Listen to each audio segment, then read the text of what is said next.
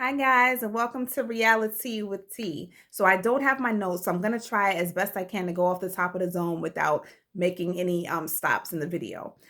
But before we get started, like, comment, subscribe. Let me know what you think at the end of the video. Share, do whatever you have to do. I'm trying to get more viewers and more likes. So please, if you can help me, I would deeply appreciate it. All right, let's talk about 90 Day Fiancé. So basically, this was the wedding episode, right? Everybody that was going to get married pretty much is getting married. As we know, Mike and Natalie did not at this time. So I'll start with Tariq and Hazel. And I will say that she was the most beautiful bride. Like she had the best wedding to me. She looked great. She had her friends there. Tariq was like setting up the wedding. He was setting up. He had everything ordered. They're both of their parents, Tariq's parents and Hazel's parents, on Zoom. Tariq's mother, of course, she's of age where COVID is more of a risk, so she didn't come. But his older brother came. Remember, he and Dean are not on good terms anymore. They aren't speaking at all. So it's pretty bad between them. But the older brother was there. Hazel's friend was there. Tariq's two friends. Tariq's friend Angela, the best friend, is the officiant because, like Hazel said, she's a friend to both of us. You know what I mean? So it worked out. It really was beautiful for what they can do. Wherever they stay, they actually had a venue they set up. It was really nice, and in the end, you can tell that Hazel was happy. She said that, basically she's marrying him and Ori. And, I mean, I think she'll be okay. You know what I mean? I think that she's also like, I think that she appreciates Tariq for offering her a living situation is better than where she came from. In the end, of course, she wants to bring her son over. Of course, she wants to be, openly get lesbian or gay in America. But I think that for him, I don't think that she's in love with him. I think that she does love him though for the opportunity that he is affording her. So, we can't blame her. You know what I mean? They're both using each other in different ways. I thought their wedding was beautiful. And then you have now these two might be a tie for who's next as far as the best wedding. Who do we have? We have Julia and we have Rebecca. We're gonna say that they're a tie, right? Julia did her own makeup, her own hair. She went to get a dress, she said, the day before, because remember they had to rush their wedding too because of COVID. And Julia wore like this like knee length wedding dress type of a thing, and I did not like it at all. Like it wasn't cute. Like I just feel like you should at least have like a longer dress, even if it was like a 3/4 high-low dress or something like that. That knee-length dress made it look like she was about to take a run through the park. Like I just wasn't for it. It was great that she did her own makeup and hair. I couldn't do that. But, they had some issues right before the actual wedding. They were talking, and I think Brandon was kind of saying he's kind of unsure. He felt rushed, the whole thing. And at one point, she made it clear, like, listen, there's always divorce. And he's like, well, why are you threatening divorce before we get married? And she's like, I'm not threatening, but I'm just saying, like, I don't want you to get to a point where you become too comfortable, where you don't feel like you have to do everything you need to do as a good husband. You know what I mean? And if that becomes the case, I'm not afraid leaving. So I'm glad that he knows that. You know what I mean? Like some of these women are like, oh, I'm just here. Like she said, like, just because I'm your wife, I have to take whatever you give me or whatever you're not giving me. I'm not going to be that type of person. So I understand it. And so so he has decided, of course, that he loves her. He wants to marry her the next day. So to make her feel nice, he like did a spa day, a spa night in his bathroom where he like put candles and I guess rose petals and suds and stuff. It was supposed to be a spa, but like they were just basically taking a bath together.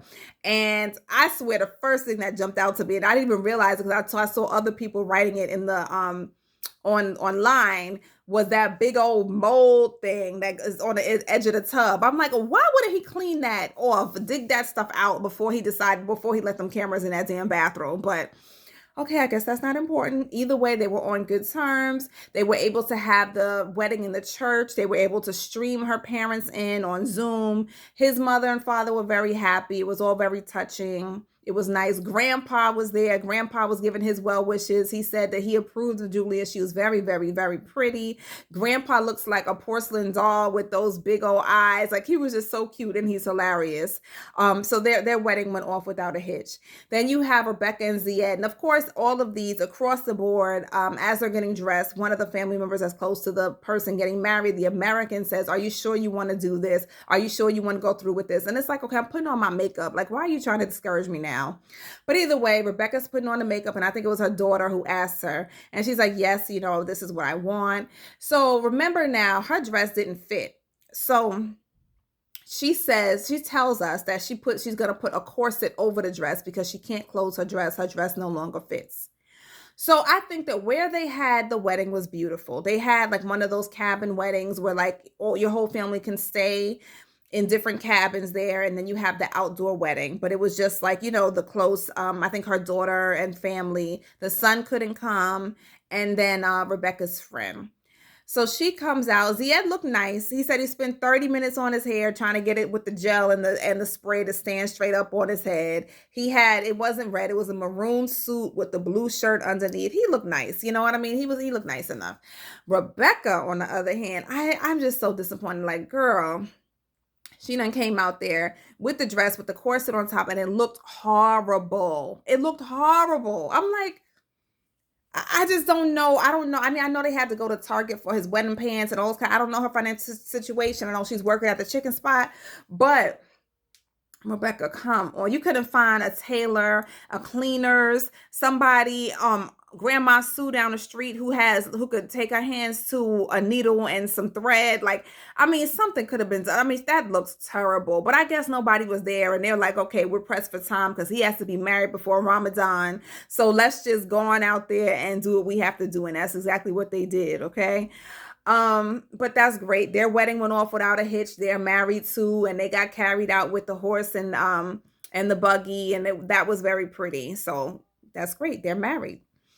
Now we have to go to, they didn't talk about my favorites, Amira and Andrew. They didn't talk about Ryan and Stephanie and Harris. Those are the ones that bring all the drama. But let me make sure I didn't forget anybody. Yes, I did forget Jovi and Yara. So we know they're in Vegas, and it's the day before the wedding. Of course, Jovi is so immature. He doesn't have anything.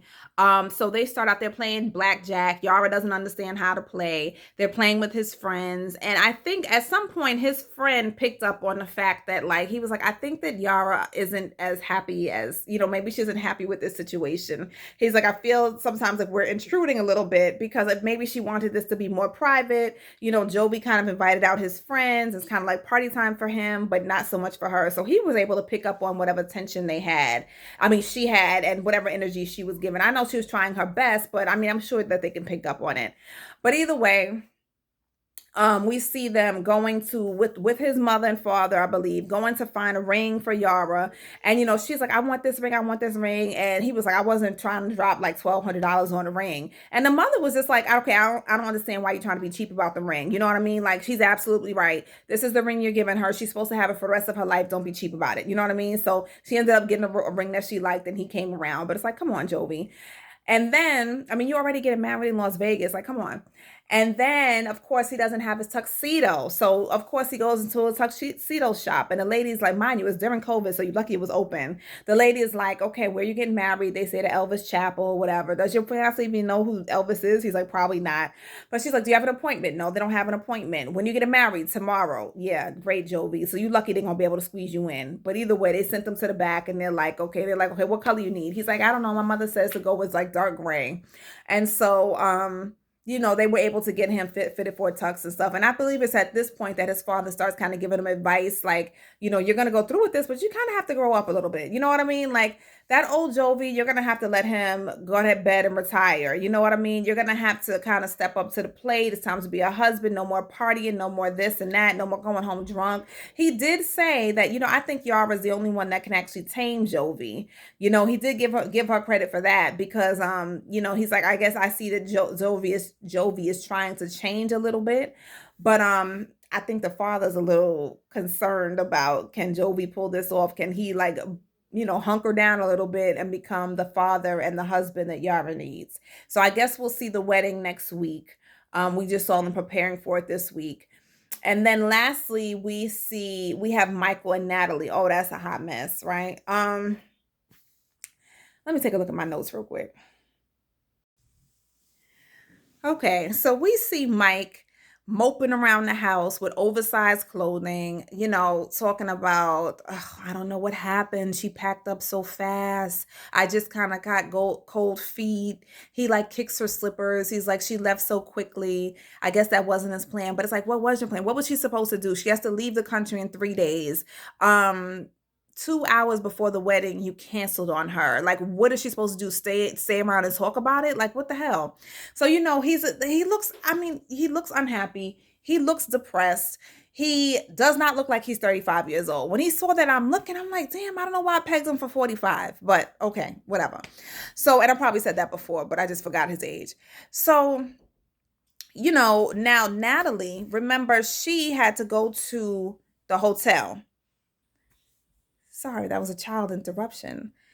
She had to go to the hotel in Seattle, which we didn't know was 3 hours away from Sequoia in Washington, right? So she gets to the hotel and we see the person at the hotel say, "We can't take that credit card because we don't have the person with it with the ID." So now Tamara is like, "Okay, you're gonna have to go back to his house." Basically, Tamara's house is full. She doesn't have any room for Natalie, and she is now gonna drive her back. It's like 9 p.m. 3 more hours back to Sequoia in Washington. Has to be set up by TLC because there's no way. Like Natalie's like, "I have no credit cards, I have no money." Da, da, da. So Tamara don't have anything. You telling me not one producer or cameraman or anybody can swipe that card for that $125 hotel room? Like, come on, seriously. I think that's BS, but either way, they sent her all the way back to Mike, which I think, if that's the case, honestly, that is a bit abusive. You know what I mean? Like, the woman is completely in shambles emotionally. And then to send her back into that situation, basically watching this whole thing go down, to me is just unethical. But I'm hoping that I don't know. I'm just hoping that this wasn't a setup thing. It probably was, but I'm just gonna like keep in my head that it wasn't. Either way, so they get back to Mike, and Natalie, basically when they get there, Mike doesn't want the cameras to film.